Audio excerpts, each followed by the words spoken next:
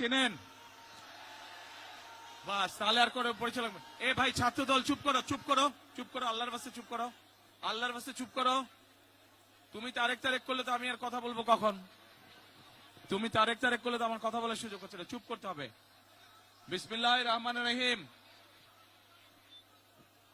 উপস্থিত আজকের এই নির্বাচনী সভায় বাংলাদেশের মানুষের বহুল প্রত্যাশিত একটি নির্বাচন হতে যাচ্ছে। বিগত এক যুগেরও বেশি সময় ধরে বাংলাদেশের মানুষ তাদের ভোট প্রদানের অধিকার থেকে বঞ্চিত ছিল। এই অধিকার কেড়ে নেওয়া হয়েছিল, কিন্তু এই অধিকারকে বাংলাদেশের মানুষের কাছে ফিরিয়ে আনার জন্য বহু মানুষ, রাজনৈতিক দলের কর্মী, বিভিন্ন শ্রেণী পেশার বহু মানুষ তাদের জীবনকে উৎসর্গ করেছে। বহু মানুষ পঙ্গুত্ব বরণ করেছে, বহু মানুষ জুলাই আন্দোলনে, গণ অভ্যুত্থানে বহু মানুষ অন্ধ হয়ে গিয়েছে।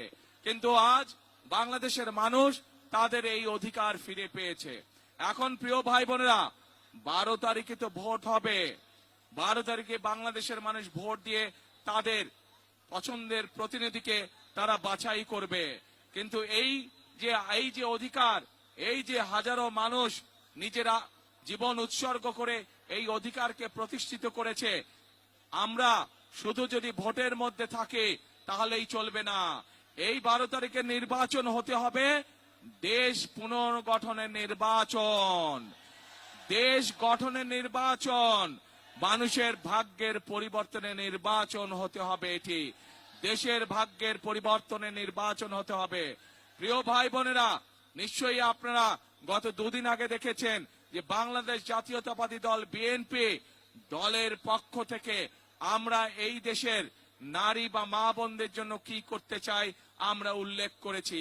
আপনারা নিশ্চয়ই দেখেছেন যে আমাদের দলের ম্যানিফেস্টোতে আমরা উল্লেখ করেছি আমরা এই দেশের ছাত্র সমাজের জন্য কি করতে চাই। আমরা আমাদের ম্যানিফেস্টোতে উল্লেখ করেছি যে আমরা কিভাবে বাংলাদেশের লক্ষ কোটি যে বেকার আছে সেই বেকারদের কর্মসংস্থার ব্যবস্থা করতে চাই। আমরা উল্লেখ করেছি কিভাবে আমরা আমাদের দেশের মানুষের কাছে স্বাস্থ্য সেবা পৌঁছে দিতে চাই। প্রিয় ভাই বোনেরা, এই পরিকল্পনাগুলোকে যদি সফল করতে হয় তাহলে আজকে ধানের শীষের পক্ষে আমি আপনাদের কাছে ভোট চাই। আজ এই নির্বাচনী জনসভায় আমি হয়তো আমার রাজনৈতিক প্রতিপক্ষ সম্পর্কে আপনাদের সামনে অনেক কথা বলতে পারতাম, কিন্তু আমি সেই বিতর্ক, সেই সব কথায় যেতে চাই না। কারণ আমি হয়তো সেই সব কথা বলতে পারি, কিন্তু সেই সব কথা যদি বলি তাহলে কি এলাকার মানুষ বা দেশের মানুষের কোনো উপকার হবে? কোনো উপকার হবে না। দেশের মানুষ জানতে চায় যে বিএনপি বা অন্য রাজনৈতিক দল দেশ গঠনে কি কি পরিকল্পনা করতে চায়, মানুষের ভাগ্যের পরিবর্তনে কি কি পরিকল্পনা করতে চায়। প্রিয় ভাই বোনেরা, আমরা দেশের যে জনসংখ্যা তার অর্ধেক নারী। আপনারা জানেন দেশনেত্রী খালেদা জিয়া যতবার দেশ পরিচালনার সুযোগ পেয়েছেন উনি চেষ্টা করেছেন দেশের নারীদেরকে শিক্ষা ব্যবস্থা ফ্রি করে দিতে, এবং সেই জন্যই এই দেশে বাংলাদেশে আমাদের মেয়েরা ক্লাস 1 থেকে শুরু করে ক্লাস 12 পর্যন্ত তাদের শিক্ষা ব্যবস্থা ফ্রি হয়েছে। প্রিয় ভাই বোনেরা, আমরা এবার ইনশাআল্লাহ আপনাদের দোয়ায়, আল্লাহর রহমতে, আপনাদের সহযোগিতা, আল্লাহর রহমতে বিএনপি সরকার গঠন করলে আমরা এই যে গত 2 যুগ ধরে যে 3 যুগ ধরে মেয়েরা শিক্ষিত হচ্ছে, সারা বাংলাদেশে এই নারীদেরকে আমরা অর্থনৈতিকভাবে স্বাবলম্বী করে গড়ে তুলতে চাই। এবং এই জন্য সমগ্র বাংলাদেশে আমরা মায়েদের কাছে, প্রত্যেকটি ঘরের গৃহিণীর কাছে আমরা ফ্যামিলি কার্ড পৌঁছে দিতে চাই, যেই ফ্যামিলি কার্ডের মাধ্যমে সরকারের পক্ষ থেকে তাদেরকে সহযোগিতা করা হবে, এবং সেই সহযোগিতার মাধ্যমে ধীরে ধীরে বাংলাদেশের প্রত্যেকটি খেটে খাওয়া মানুষ, প্রত্যেকটি খেটে খাওয়া নারী, প্রত্যেকটি খেটে খাওয়া পরিবার ধীরে ধীরে স্বাবলম্বী হয়ে গড়ে উঠবে। প্রিয় ভাই বোনেরা, এই এলাকায় যেরকম বহু শিক্ষিত নারী পুরুষ আছে যারা বেকার হয়ে বসে আছে, তাদের হাতে শিক্ষার আলো আছে কিন্তু বেকার হয়ে বসে আছে, ঠিক একইভাবে সমগ্র বাংলাদেশে এই সমস্যা রয়েছে। আমরা বাংলাদেশের প্রত্যেকটি জায়গায়, ঢাকা মহানগরীতে প্রত্যেকটি এলাকায়, প্রত্যেকটি আসনে আমরা অন্তত মিনিমাম একটি করে ভোকেশনাল ইনস্টিটিউট তৈরি করতে চাই, যার মাধ্যমে আমরা আমাদের শিক্ষিত ছেলেদেরকে, শিক্ষিত মেয়েদেরকে আমরা ভাষা শিক্ষা সহ বিভিন্ন বিষয়ে ট্রেনিং দিতে চাই, যার মাধ্যমে তারা হয় নিজের ব্যবসা বাণিজ্য শুরু করতে পারবে অথবা বিদেশে কর্মসংস্থান ব্যবস্থা করে বিদেশে যেতে পারবে। প্রিয় ভাই বোনেরা, যারা বিদেশে যায়, আমাদের ছেলেরা যারা বিদেশে যায়, আমরা দেখেছি অনেক দুস্থ পরিবার তারা জমি জমা করে বিক্রি করে বিদেশে যায়। আমরা সিদ্ধান্ত গ্রহণ করেছি যারা চাকরি নিয়ে বিদেশে যাবে তাদেরকে যাতে জমি বিক্রি করতে না হয়, সেই জন্য আমরা ব্যাংক থেকে তাদেরকে স্বল্প সুদে তাদেরকে ঋণ দেওয়ার ব্যবস্থা করব, যাতে আমাদের তরুণ সমাজের সদস্যরা যখন বিদেশে যাবে তাদেরকে পৈতৃক সম্পত্তি বিক্রি করতে না হয়। প্রিয় ভাই বোনেরা, আমরা সিদ্ধান্ত গ্রহণ করেছি বাংলাদেশের থাকবে এবং সেই জন্যই মা বোনদের কাছে যেমন আমরা ফ্যামিলি কার্ড পৌঁছে দিতে চাই, সমগ্র বাংলাদেশের কৃষক ভাইদের কাছে আমরা কৃষি কার্ড পৌঁছে দিতে চাই, যার মাধ্যমে কৃষক ভাইরা সরকারের পক্ষ থেকে সরাসরি তাদের কাছে তাদের প্রয়োজনীয় সার, বীজ এবং কীটনাশক ঔষধ পৌঁছাবে। শুধু তাই নয়, আপনারা যারা ঢাকা 15 অধিবাসী, আপনাদের আত্মীয় স্বজন পরিবারের অনেক সদস্য আছে যারা গ্রামে বাস করে এবং কৃষি কাজ করে, আছে না এরকম? প্রায় প্রত্যেকটি মানুষের আছে এরকম। আমরা সিদ্ধান্ত গ্রহণ করেছি 10,000 টাকা পর্যন্ত কৃষি লোন সুদ সহ ইনশাল্লাহ আমরা মওকুফ করব 12 তারিখে যদি আমরা সরকার ইনশাল্লাহ গঠন করি। প্রিয় ভাই বোনেরা, এই এলাকায় মানুষের চিকিৎসা সুবিধার জন্য এই এলাকার সন্তান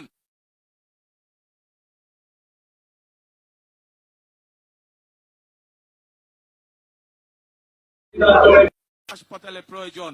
আমরা সারা বাংলাদেশের মানুষের কাছে আমরা গ্রামে গ্রামে চিকিৎসা সুবিধা পৌঁছে দেবার জন্য আমরা হেলথ কেয়ার নিযুক্ত করতে চাই, যারা গ্রামে গ্রামে যাবে, বিশেষ করে মা বোনদেরকে তারা চিকিৎসা সুবিধা দিবে। এই এলাকার মানুষের প্রয়োজনের জন্য আমরা ইনশাআল্লাহ মিল্টন যেই দাবি করেছে সরকার গঠন করলে আমরা সেই হাসপাতাল পর্যায়ক্রমিক ভাবে এখানে আমরা স্থাপন করব। এই এলাকার মানুষের আরেকটি বড় সমস্যা আছে,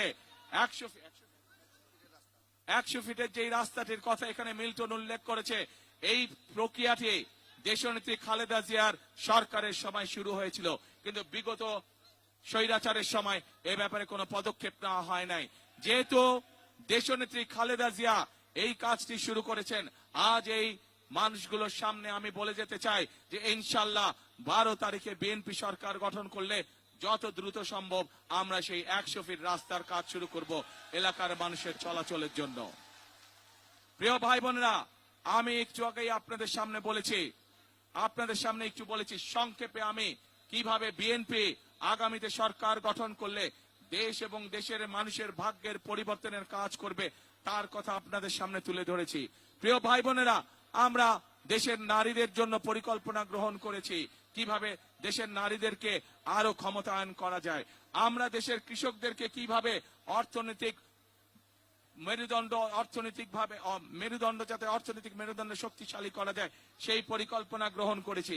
দেশের মানুষের স্বাস্থ্য সেবা কিভাবে পৌঁছে দিতে পারবো সেই পরিকল্পনা গ্রহণ করেছি। দেশের তরুণ যুবক সমাজের সদস্য যারা ছেলে হোক মেয়ে হোক কিভাবে তাদের কর্মসংস্থানের ব্যবস্থা করব, আইটি সহ ভোকেশনাল সহ বিভিন্ন টেকনিক্যাল ইনস্টিটিউশন গঠনের মাধ্যমে সেই পরিকল্পনা আপনাদের সামনে তুলে ধরেছি। কিন্তু প্রিয় ভাই বোনেরা, এই সকল পরিবর্তন যদি করতে হয়, এই সকল পরিকল্পনা যদি বাস্তবায়ন করতে হয়, তাহলে আমি এবং আমার দল বিএনপির আপনাদের সহযোগিতা সমর্থন ছাড়া সম্ভব নয়। আমি আপনাদের কাছে জানতে চাই, বিএনপি একটি রাজনৈতিক দল হিসাবে আপনাদের সামনে তার পরিকল্পনা উপস্থাপন করেছে, কিন্তু ঢাকা 15 প্রিয় অধিবাসী বৃন্দ, আমি আপনাদের কাছে 12 তারিখের আপনাদের পরিকল্পনা জানতে চাই। আপনাদের কি পরিকল্পনা 12 তারিখে? বুঝি না কি পরিকল্পনা? ধানে শেষ। ইনশাআল্লাহ প্রিয় ভাই বোনেরা, আজকে আমি আমার দলের পক্ষ থেকে এতটুকু কথা আপনাদেরকে বলতে পারি যে ইনশাআল্লাহ 12 তারিখে আপনারা আপনাদের পরিকল্পনায় সফল হলে বিএনপি পর্যায়ক্রমিক ভাবে যে সকল পরিকল্পনা দেশের মানুষের জন্য গ্রহণ করেছে এবং এই এলাকার মানুষের জন্য যে সকল প্রতিশ্রুতি আমরা আপনাদের সামনে তুলে ধরেছি। পর্যায়ক্রমিক ভাবে আল্লাহর রহমতে ইনশাআল্লাহ আমরা সেগুলি বাস্তবায়ন করব। প্রিয় ভাই বোনেরা, বিএনপি সকল সময় বিশ্বাস করে যে জনগণই হচ্ছে বিএনপির সকল ক্ষমতার উৎস। আমরা আপনাদের কাছে এমন কোন প্রতিশ্রুতি দিতে চাই না যা মানুষের সাধ্যের বাইরে, যা মানুষের ক্ষমতার বাইরে। আমরা আমাদের জনগণের কাছে এমন প্রতিশ্রুতি দিতে চাই যেই প্রতিশ্রুতি মানুষের পক্ষে বাস্তবায়ন করা সম্ভব। সেই জন্যই আমরা এই সকল প্রতিশ্রুতি আপনাদের কাছে দিয়েছি। আমরা আপনাদের কাছে এমন কোন প্রতিশ্রুতি দেইনি যা এই ইহজগতে সম্ভব নয়। প্রিয় ভাই বোনেরা, কথা একটাই, কাজ একটাই, আমাদেরকে দেশকে পুনর্গঠন করতে হবে। দেশনেত্রী বেগম খালেদা জিয়া, উনার সন্তান হিসাবে আমি জানি উনাকে বিভিন্ন সময় বিভিন্ন প্রস্তাব দেওয়া হয়েছিল স্বৈরাচারের পক্ষ থেকে যে বিদেশে চলে যাক, কিন্তু দেশনেত্রী বেগম খালেদা জিয়া এই দেশের মানুষকে ছেড়ে কোথাও যান নাই। ওনাকে শত নির্যাতন জুলুমের মুখেও এই দেশের মানুষকে ফেলে তিনি যান নাই। এই দেশেই তিনি ছিলেন তার জীবনের শেষ দিন পর্যন্ত। প্রিয় ভাই বোনেরা, আমাদের সকলের প্রথম এবং শেষ ঠিকানা এই বাংলাদেশ। কাজে এই বাংলাদেশকেই আমাদের গড়ে তুলতে হবে, আমাদের জন্য গড়ে তুলতে হবে, আমাদের সন্তানদের জন্য গড়ে তুলতে হবে, যাতে করে এই দেশেই বাংলাদেশের মানুষ তার চিকিৎসা সুবিধা পায়, যাতে করে এই দেশের সন্তানরা এই দেশেই শিক্ষা গ্রহণ করতে পারে, যাতে করে এই দেশেই তরুণ সমাজের সদস্যরা, মেয়েরা, ছেলেরা তার কর্মসংস্থানের ব্যবস্থা করতে পারে। সেই জন্য প্রিয় ভাই বোনেরা, একটি কথাই আমি বলি, আপনারা নিশ্চয়ই শুনেছেন, যদি আমার সাথে একমত হন তাহলে দরকার আমার সাথে কথাটি বলবেন, করব কাজ কি ভাই, করব কাজ সবার আগে বাংলাদেশ। আসুন আমরা শহীদদের যে প্রত্যাশিত বাংলাদেশ, আমরা আমাদের যে প্রত্যাশিত বাংলাদেশ 12 তারিখের পরে 13 তারিখ থেকে 12 তারিখে ধানের শীষকে বিজয় করার মাধ্যমে ইনশাআল্লাহ 13 তারিখ থেকে আমরা সেই কাজে হাত দেব। আমরা প্রিয় ভাই বোনেরা, এই যে মঞ্চের এই পাশে জুলাই আহত পরিবারের সদস্য আছেন, এই জুলাই আহত এবং শহীদ পরিবারের যে সদস্য আছে তারা জানে স্বজন হারানোর বেদনা। আসুন আমরা জুলাই শহীদদের প্রতি সম্মান দেখিয়ে তারা যে কারণে তাদের জীবন উৎসর্গ করেছেন, আসুন আমরা সেই প্রত্যাশিত বাংলাদেশ গঠনের জন্য সামনের দিকে এগিয়ে নিয়ে যাই।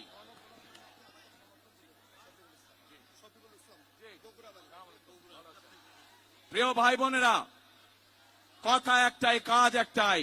বিএনপি বিশ্বাস করে জনগণই হচ্ছে বিএনপির সকল শক্তির ক্ষমতার উৎস।